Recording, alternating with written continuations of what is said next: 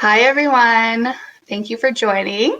My name is Kristin Skelton. I'm the founder of Budfunding, a social enterprise with a sustainable focus. And every Wednesday, I go live with you in this group at 12 Mountain Standard Time. I am very excited because today I have two guests with me, Danielle and Aaraby. And if you're with me, put a comment in the chat so I know that you're here with me. And just one little housekeeping thing. If you follow the link above, it's a StreamYard link and it'll allow me to see your name when you make a comment. Otherwise, I just see Facebook user on my end because I have to use StreamYard so I can invite guests to go live with me. So just follow that link and then I'll know who it is asking the question and then I'll be able to directly respond to you. But today I'm very excited because I have two Masters of Science students with me who are currently pursuing research as part of their Masters of Science program, which is a Masters of Science in Sustainable Energy Development program. It's a great program that I graduated from in 2017. And Danielle and Aaraby, how are you doing today? I'm good. How are you? I'm doing really good. How are you, Danielle?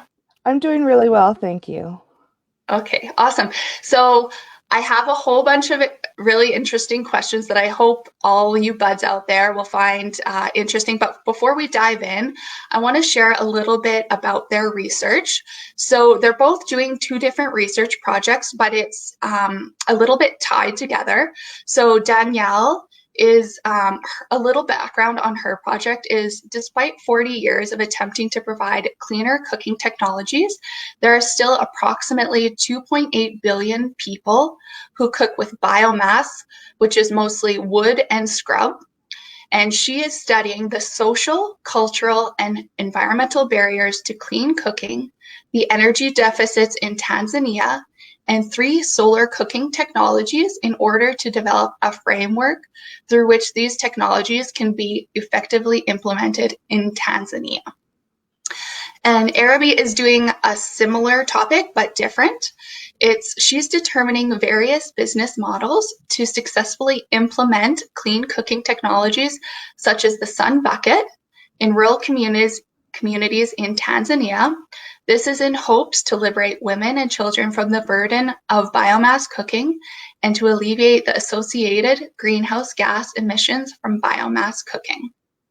So just before we dive right in there, I would love to know a little bit of background about you ladies.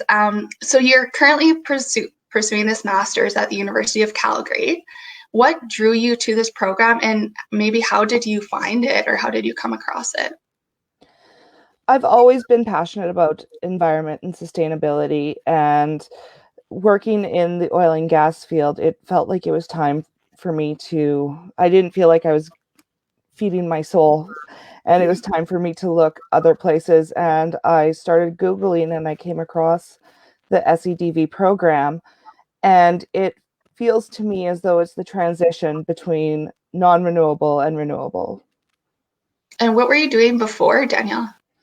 I'm an engineer in training, and I was doing work in the exploration side of oil and gas. Okay, cool. And what were you doing at Aaraby? So I recently looked into this master's program because it truly provided a holistic understanding of the energy industry. It brings in 4 different faculties and gives you a well-rounded understanding of the energy sector. So that was definitely something that I was interested in. And especially if someone like me, it's a fantastic opportunity to get a STEM master's, except because I don't have a STEM background. Of course, I did have to do a lot more catching up with my math and my chemistry and my physics, but it was something that I really enjoyed. And I came across this program. I graduated from my undergrad and I didn't have a job for a couple of months, so I decided to look into master's programs. And this is the one that I felt like was definitely right up my alley and what I wanted to pursue. And yeah, now that I'm here, I'm really happy that I did it. So what I was doing before pursuing this master's, I actually completed my undergrad at the University of Waterloo, and I did the Environment and Business program. And while I was working there, I got to dip my toes into the public side of sustainability while working with the region of Peel. And then I dipped my toes into the private side of sustainability while I was working at Manulife. So that was a really great opportunity for me. And then once I graduated, I worked at a company called Yardi on their energy team. And I did account management and data energy analytics for them. And then I jumped onto this master's.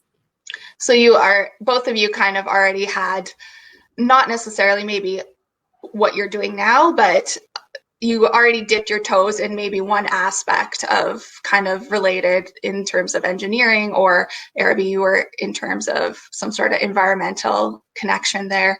And just to clarify for everyone, STEM is science, technology, engineering, and math. And I also didn't have that background before doing my master's. So that's one of the great things about the program is you don't necessarily need to be an engineer or a geologist or have a hardcore like science background to apply to the program. Yeah. So let's dive right into the research. What is the current most common cooking technique in Tanzania, and how is it currently impacting the environment? So the most current common cook stove in Tanzania is actually the 3-stone fire. While some households do have access to charcoal and kerosene stoves, these are rarely used because of the costs associated with the fuels. For example, a monthly supply of charcoal in Tanzania is 10 times the cost of a cook stove. So this causes women to revert back and use the 3-stone fire. And because the cooking area is mostly in the house, the smoke from the cooking surface actually has major health implications on the lungs and the eyes of the women and children who are cooking. Additionally, because they're searching for firewood, most of the forests in Tanzania are becoming deforested due to using it for fuel. Wow. Yeah, definitely don't want to be cooking inside with that kind of black smoke going everywhere. And what are the cultural factors that are associated with the cooking right now, would you say? The biggest cultural factor is that the society is mainly patriarchal and agricultural. This means that the women are only seen of value once they are married and have produced a healthy child. In fact, in Tanzania, the name of the woman changes once she has produced a healthy child. Her name becomes Mama and the name of the child. As a result of this, few women have access to education. Ahmad, Tannen, and Shrestha found in their study published this year that education has a huge effect on smoke exposure risks because educated people tend to have more access to money, meaning that they can afford various fuel types beyond biomass. Wow. So you guys what would you say are the current cooking technologies that you're looking into, and what would their environmental impact be? Maybe what would the change be between the past and maybe these potential future cooking technologies? So we're working alongside CGQ, Fig Tree Foundation, and Schneider Electric for our capstone project, and they're specifically focusing on thermal clean cooking technologies. So they're moving away from the fuel-based technologies like such as biomass and kerosene and coal and petroleum, and they're working on thermal energy. And this one in particular that we're working on is called the Sun Bucket, and this technology allows for cooking again using thermal induction, thermal energy, and it's powered by solar energy. So this technology mitigates the need for batteries for energy storage. So energy storage is, of course, one of the biggest issues when it comes to solar energy. And this thermal device includes energy storage. So that's one of the benefits of this technology. And when it comes to environmental mitigation, from using the Sun Bucket, it of course mitigates the fumes and the smoke and the emissions that are released from burning this biomass. So especially with the stats showing that almost 1/3 of the world right now is using biomass as a fuel source for cooking, we can only imagine the cumulative impact that happens from switching over to clean cooking technologies over a long period of time. It's definitely tremendous. And how would a family access a Sun Bucket? So that's actually my research. So right now, the clean cooking technology has been here for almost 40 years, but access is still very limited. So me and Danielle were looking at what that gap is, and we've determined that that gap is socioeconomic barriers. And so far from my research, we've found that the business models that work in Canada are not going to be as effective in Tanzania, especially in the rural communities. And one of the ways to allow them to have access to this technology is for them to have like a rent process, for example, and it's called pay as you go.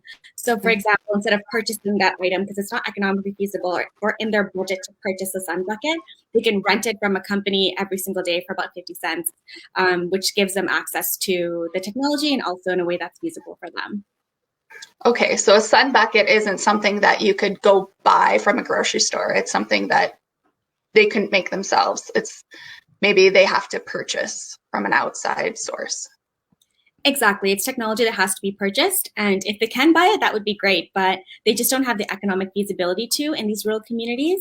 And even if they were gifted this for free, they don't have the economic feasibility to provide it maintenance, or if it breaks, they don't know how to fix it, or if they don't know how to, they don't have the cost to actually fix it.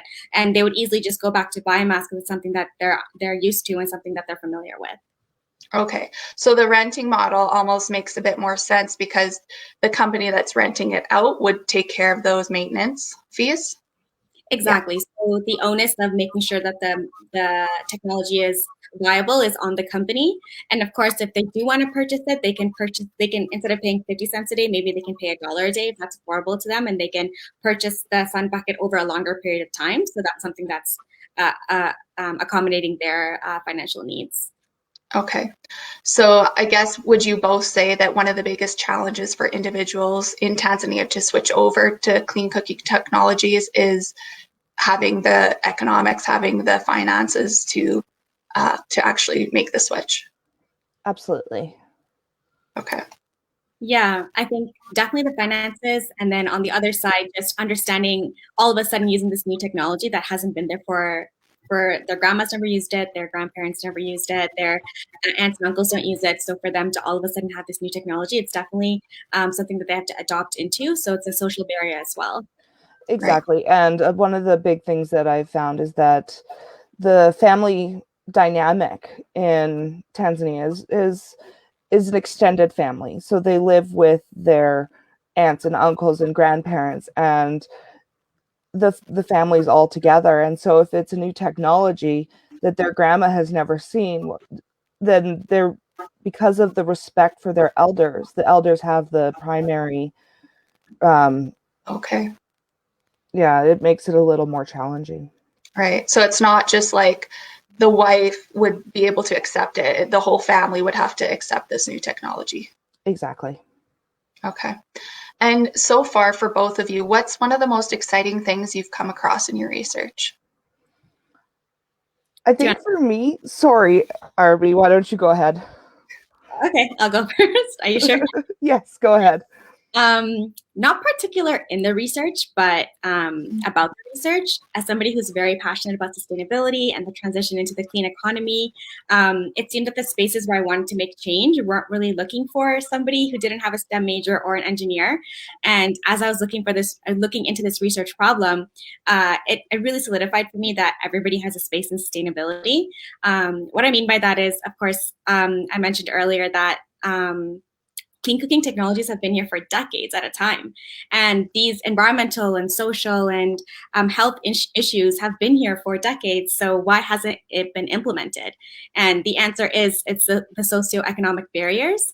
So we can have the best technology in the world, but if it's not economically feasible, if it's not something that society would adapt to, it's not going to happen. So that's where I found my place in sustainability to be, in the implementation section of it. So we need like bright and brilliant people to create the technology, but we also need bright and brilliant people to implement it. And the same goes for policymakers and social workers. So it was definitely very gratifying, solidifying, and valuable to me to know where my place in sustainability is. Danielle? For me, one of the most exciting things I found was actually the gap in the project. It allowed it allowed me to find a place for what I wanted to do.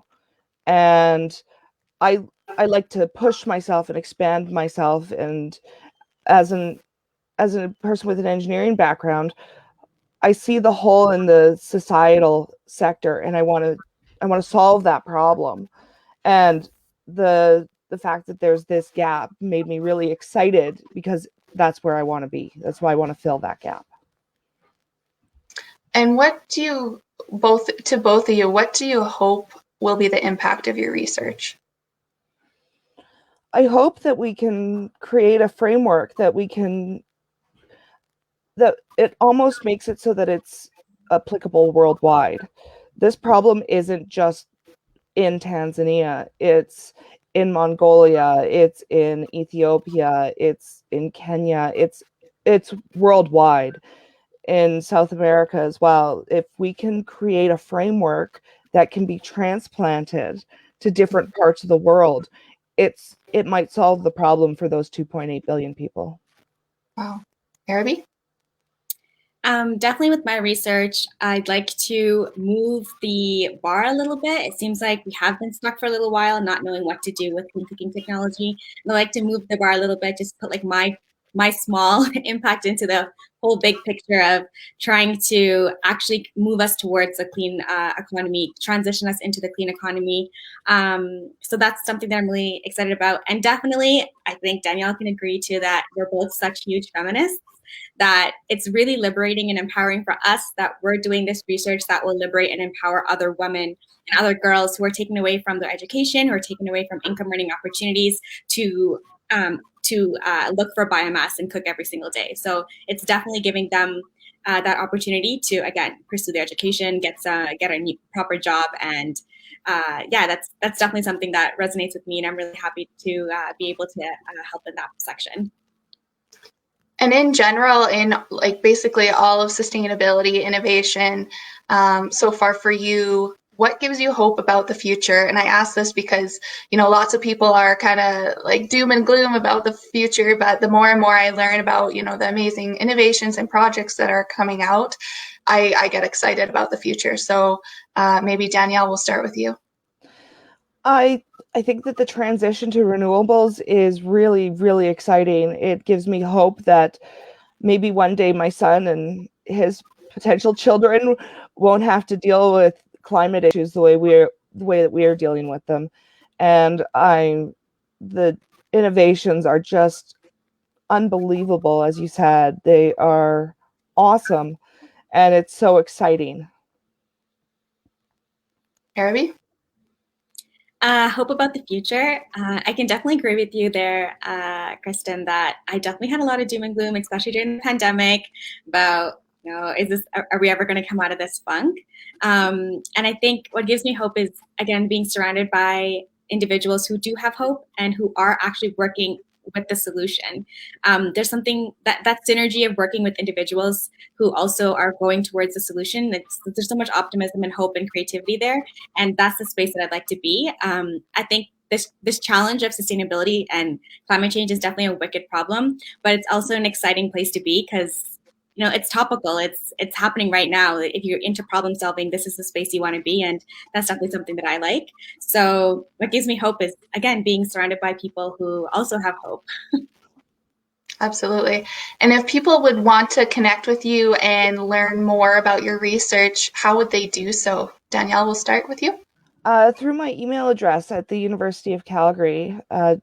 It's dgvallea@ucalgary.ca, and I look forward to any questions or any insights into my research. And Aaraby? So you can definitely reach me at my email as well. So that's aaraby.mohanadas. So aaraby.mohannathas@ucalgary.ca. And I'm happy to listen to anybody who has anything to share or any feedback. And I'll put those emails in the description as well. So if anyone has any questions or, maybe has a contact or anything to help these lovely researchers out, definitely you can contact them by their email, or also put a question in the chat or in the comment section of this video, and I can definitely get that to them. And is there anything else you two would like to share? Aaraby and I are both very passionate about this project, and thank you so much for having us on, Kristin. This has been really fun and exciting. Yeah, thank you so much for the platform. We're really grateful to be here. And if I had one last thing to say, it would just be to take a leap of faith. There's no, like last year, if you asked me if I would be in this position, I wouldn't have even dreamt it. So like us taking this master's and pursuing this research is taking a leap of faith and like really believing that things will just fall into place. Absolutely. Yeah. Everyone in your program is doing really exciting things, and I think it's just something to be hopeful for. Thank you so much, everyone, for joining, and I will see you back here 12 p.m. Mountain Standard Time next week. Next week, I'm actually interviewing Madison from Carbon Upcycling Technologies. She's doing their company is doing really interesting things with carbon capture technology. So I will see everyone there, and have a happy St. Patrick's Day and an excellent week. Bye, everyone. Bye. Bye.